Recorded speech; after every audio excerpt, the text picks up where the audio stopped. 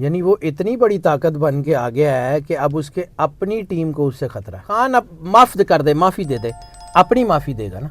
بالکل لوگوں کے بچوں کے قتل تو نہیں نا معاف کر سکتا. کہ اللہ خود اپنا فیصلہ بدل لے, اس کے ہاتھ میں دنیا کی طاقتوں کے ہاتھ سے گیم نکل گئی ہوئی ہے. اس وقت بہت بڑی بڑی طاقتوں کے ہاتھ سے بہت کچھ نکل گیا ہے. قیامت تک یہ ساری طاقتیں فلسطینیوں کو قابو نہیں کر سکیں گی. سرور انبیاء سرکار ختمی مرتبہ بادشاہ کونین نے فرمایا. اب بہت ساری چیزیں گلے پڑیں گی اور بہت سارے لوگ اس رسی سے گردن نہیں چھڑا سکیں گے. بسم اللہ الرحمن الرحیم. سلام پاکستان کے ساتھ ناظرین, میں ہوں آپ کا ہوسٹ عبدالقدیر. ناظرین ہمارے ساتھ موجود ہیں حیدر جعفری صاحب. آپ اچھی طرح سے جانتے ہیں اور کافی فیمس اسٹرالوجر ہیں اور علم الاعداد کے ماہر ہیں. جعفری صاحب سے آج میں نے کچھ سیاسی باتیں کرنی ہیں, اور آج کل سیاست کچھ زیادہ ہی گرم ہے. شہر اقتدار کی سیاست جو ہے نا, وہ یہ کہہ رہی ہے کہ جی حکومت کا کچھ وقت ہی رہ گیا ہے. اب ایسے ہے یا نہیں ہے وہ جعفری صاحب سے ہی پوچھیں گے. اور دوسرا عمران خان صاحب کے حوالے سے ایک سینئر صحافی کا کہنا ہے کہ جی عمران خان صاحب کے سارے معاملات طے پا گئے ہیں. عمران خان صاحب نے جیل سے رہا ہو کے خیبر پختونخوا کی طرف جانے کا وہ تھا, مگر خان صاحب باہر نہیں آ رہے ابھی. خیر خان صاحب کے اور بھی کوئی مطالبات ہیں یا کیا نہیں ہیں, حکومت کے ساتھ جو مطالبات چل رہے تھے اس حوالے سے بھی بات کریں, سے ہی پوچھیں گے. السلام علیکم سر. وعلیکم السلام بھائی. سر کیسے ہیں آپ؟ مولا کا بے انتہا کرم ہے, کروڑ کروڑ شکر ہے سر, بادشاہ کی مہربانی ہے.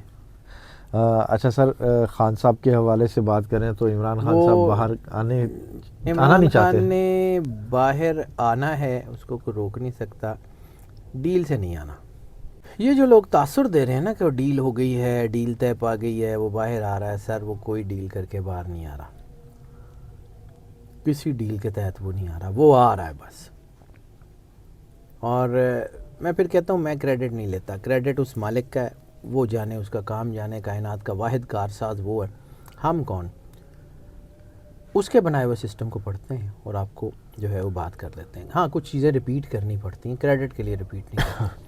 میں نے آپ کو کہا تھا کہ عمران خان کے لیے پاکستان کے اندر سے زیادہ پاکستان کے باہر سے پریشر مجھے جو ہے وہ آتا ہوا نظر آ رہا ہے. تو پاکستان کے باہر کا پریشر آپ نے دیکھ لیا, اس کے جھٹکے زلزلے کے جھٹکوں کی طرح لگ رہے ہیں نا, ابھی اور لگیں گے. اور یہ چیزیں اتنی سیدھی نہیں ہیں جتنی سیدھی جو ہے وہ پورٹری کرنے کی کوشش کی جا رہی ہے. دوسرا میں نے عرض کی تھی کہ نومبر 2024 میں کوئی نہ کوئی ایسا قدم ضرور اٹھا لیا جائے گا جو پولیٹیکل سٹیبلٹی کی طرف جائے گا. وہ پولیٹیکل سٹیبلٹی آنی ہے, جو مرضی ہو جائے, دنیا کی کوئی طاقت. دیکھیں اللہ خود اپنا فیصلہ بدل لے, اس کے ہاتھ میں دنیا کی طاقتوں کے ہاتھ سے گیم نکل گئی ہوئی ہے. دنیا کی ساری طاقتوں کے ہاتھ سے گیم نکل گئی ہوئی ہے. اب صرف وہ ایک جملہ ہے کہ نام رہے گا اللہ کا اور راج کرے گی خلق خدا.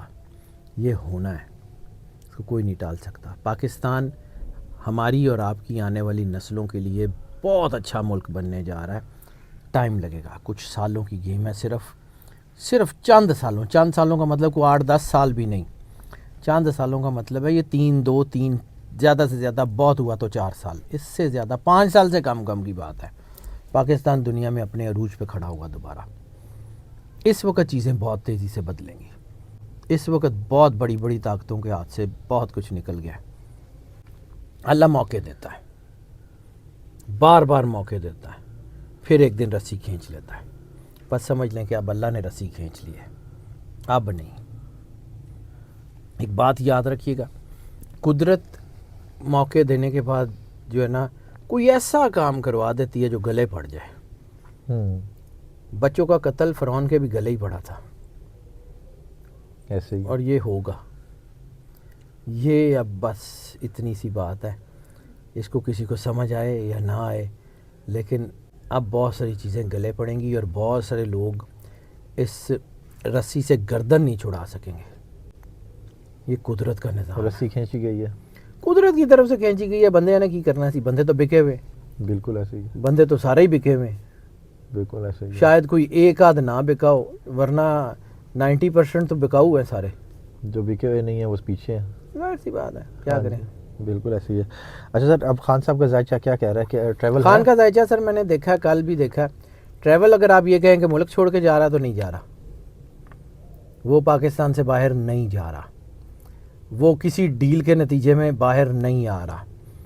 اس کی لائف تھریٹ ضرور بڑی ہے, لیکن اس کی اسپرچول پاور جس وقت جہاں پہ اس وقت کھڑی ہے، میں نے آپ کو ایک بات کہی تھی کہ جب جیل سے باہر آئے گا نا تو he would be transformed, he would be a new Imran Khan. وہ ویسا ہوگا نہیں. یعنی وہ اتنی بڑی طاقت بن کے آ گیا ہے کہ اب اس کے اپنی ٹیم کو اس سے خطرہ ہے. اس نے ایک نہیں چھڑنا، سرحدی کم بختی آئی ہے. اس نے ایک نہیں چھوڑنا. بالکل. انتقامی سیاست کریں گے خان صاحب؟ خان انتقامی سیاست نہیں کرے گا، لیکن انتقامی سیاست کا جس چیز کو نام دیا جاتا ہے نا، دیکھیں اگر کسی نے کچھ ظلم کیا ہے، خان اب معاف کر دے، معافی دے دے، اپنی معافی دے گا نا. بالکل. لوگوں کے بچوں کے قتل تو نہیں نا معاف کر سکتا. بالکل ایسے ہی ہے. وہ تو نہیں کر سکتا. یعنی وہ تو جو لوگوں کے ساتھ ظلم ہوا ہے وہ تو عمران خان معاف نہیں نہ کر سکتا. ججمنٹ، عدالت، ہاں وہ عدالت کے اوپر سے پریشر ہٹا دے گا. عدالت اپنا فیصلہ کر لے، ٹھیک ہوگا تو ہوگا. مجھے لگتا ہے میں نے آپ کو ایک بات کہی تھی، مجھے اب وہ بات بظاہر حالات ویسے نہیں ہیں بالکل بھی، لیکن میں نے آپ کو کہا تھا کہ مجھے آج بھی لگتا ہے کہ شاید منصور علی شاہ پرویل کر جائے. مجھے آج بھی لگتا ہے کہ 26ویں آئینی ترمیم جو ہے وہ ریورٹ ہو، منصور علی شاہ ٹیک اپ کر جائیں. آج بھی وہ چیز ہے. ہاں اللہ کی مرضی، کرنے والا وہ ہے جس کے ساتھ جسے جو مرضی کروا دیں. اور منصور علی شاہ کا ذائچہ میں نے دیکھا ہے جی، وہ بندہ اپ رائٹ ہے. ہر بندہ عقل کل نہیں ہوتا، لیکن اس بندے کی سمجھ میں اگر کوئی بات آ گئی اور سامنے کٹہرے میں اس کا اپنا بیٹا کھڑا ہے، وہ اپنے بیٹے کے خلاف فیصلہ دینے سے نہیں چوکے گا. وہ ایسا بندہ ہے، فیصلوں کے پکے. میں منصور علی شاہ کا ذائچہ دیکھا ہے سر. میں صبح سے لے کے شام تک ذائچہ ہی دیکھتا ہوں. بالکل. کچھ ذائچے ہوتے ہیں جو رک جاتے ہیں، جیسے میں آپ کو ارشد شریف کی بات کرتا ہوں. وہ ذائچہ میرے نہ کہیں، وہ میرے اندر کہیں پھنس گیا ہے. اور میں بار بار کہتا ہوں ایک ہی ریگریٹ ہے. ریگریٹ مجھے اللہ سے کوئی نہیں ہے. ایک ریگریٹ ہے کہ ارشد شریف سے اس کی زندگی میں ملاقات نہیں ہوئی میری.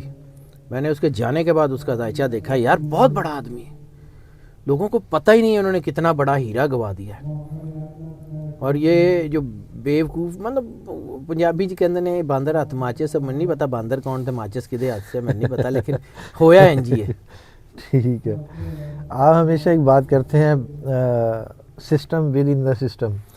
System with in the system, state with in the state ٹھیک ہوگی. اب اس کی بات یہی میں آگے کرنے لگا ہوں کہ وہ پیپلز پارٹی اور نون لیگ میں اختلافات جو ہے وہ شروع ہو گئے ہیں. اب یہ اختلافات کہیں بیرونی اشاروں سے اتحاد بنتے ہیں، بیرونی اشاروں سے اتحاد ٹوٹتے ہیں، بیرونی اشاروں سے ساری گیم کی جاتی ہے. اب مجھے لگتا ہے کہ شاید آنے والے کچھ مہینوں میں بیرونی ہاتھوں سے بھی یہ گیم نکل جائے. یہ کسی اور طریقے سے، جیسے کہ نا برابری کی بنیاد پر رشتے دوبارہ استوار ہوں گے. اب وہ بوٹ کے نیچے دبا کے اپنے فیصلے کروائیں، چاہے بڑی اسٹیبلشمنٹس ہوں، چاہے چھوٹی اسٹیبلشمنٹس ہوں، چاہے وہ میڈیم سائز کی اسٹیبلشمنٹ ہوں. اب ان کے ہاتھ سے گیم نکل جائے گی. یہ قدرت کا کام ہے، یہ اللہ کا نظام ہے. یہ ملک، میں آپ کو بار بار ایک بات کہتا ہوں جی، لوگ کہتے ہیں کہ جی یہ آپ کو جو ہے نا، آپ ایسی بات ہے، میں اس بات کا فرم بلیور ہوں کہ یہ جو علاقہ جہاں پہ ہم رہتے ہیں نا، یہ علاقہ امام مہدی علیہ السلام کے قلعوں میں سے ایک بڑا قلعہ ہے. اس نے ملحمۃ الکبریٰ میں، آرمگیڈون میں اپنا کردار ادا کرنا ہے. اس کو غزوہ ہند یا اس آرمگیڈون کو رسالت مآب کی جنگ یا غزوہ کیوں کہا جاتا ہے؟ رسالت مآب سرور انبیاء سرکار ختمی مرتبہ بادشاہ کنین کی زبان اطہر سے جو نکلا ہے جملہ، وہ یہ ہے کہ میرے لشکر جیشی، میرے لشکر آخری دور میں جنگ کریں گے. رسالت مآب کے لشکر ہیں وہ. تو صحابہ کرام نے پوچھا کہاں؟ انہوں نے کہا جی ایک عراق میں، ایک شام میں، ایک یمن میں.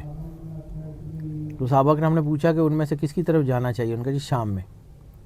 پھر ایک کہا تھا کہ میرا ایک لشکر قیامت تک جہاد کرتا رہے گا. تو صحابہ کرام نے پوچھا یا رسول اللہ وہ کون سا لشکر ہوگا جو قیامت تک جہاد کرے گا؟ فرمایا وہ قدس کے، بیت المقدس کے ارد گرد رہنے والے. یعنی ایک چیز اس حدیث سے لوگوں کو اس طرح سمجھ آتی ہے، مجھے ذرا دوسرے طریقے سے، قیامت تک یہ ساری طاقتیں فلسطینیوں کو قابو نہیں کر سکیں گی. سرور انبیاء سرکار ختمی مرتبہ بادشاہ کنین نے فرمایا مار دیں، کچھ بھی کر لیں، ان کو قابو نہیں کر سکیں گی. وہ جہاد نہیں رکے گا کیونکہ رسالت مآب نے کہا ہے.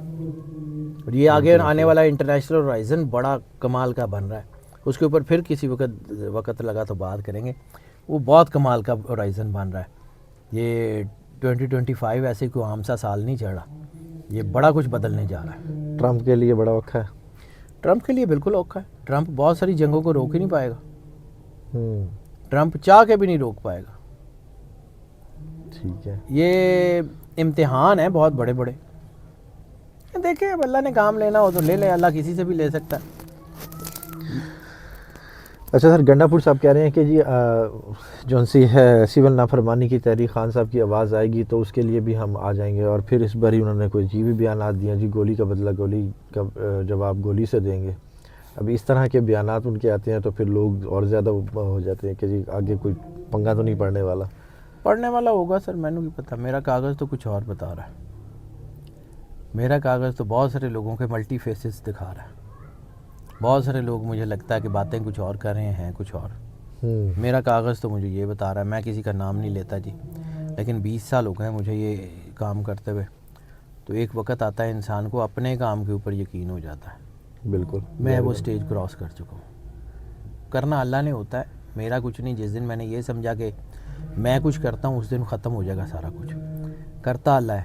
بالکل. لیکن اللہ کچھ چیزوں کی سمجھ عطا کر دیتا ہے تو اس نے کر دی ہوئی ہے. رہ گئی بات ملک گیر تحریک کی تو وہ تو چلنی ہے اور وہ اب کی بار کنٹرول نہیں ہوگی. اب کی بار وہ یہ گلے پڑے گا اب سارا کچھ. اور ایک لاوا ہے یہ اس سے بہت پہلے یعنی اللہ نے کچھ 10 دفعہ موقع دیے ہیں کہ چیزوں کو ٹھیک کر لو چیزوں کو ٹھیک کر لو. لیکن انسان کی اپنی ایگو، انسان کی پرسنل فیلیئرز وہ انسان کو جو ہے وہ آگے بڑھنے سے روک دیتی ہیں. بالکل.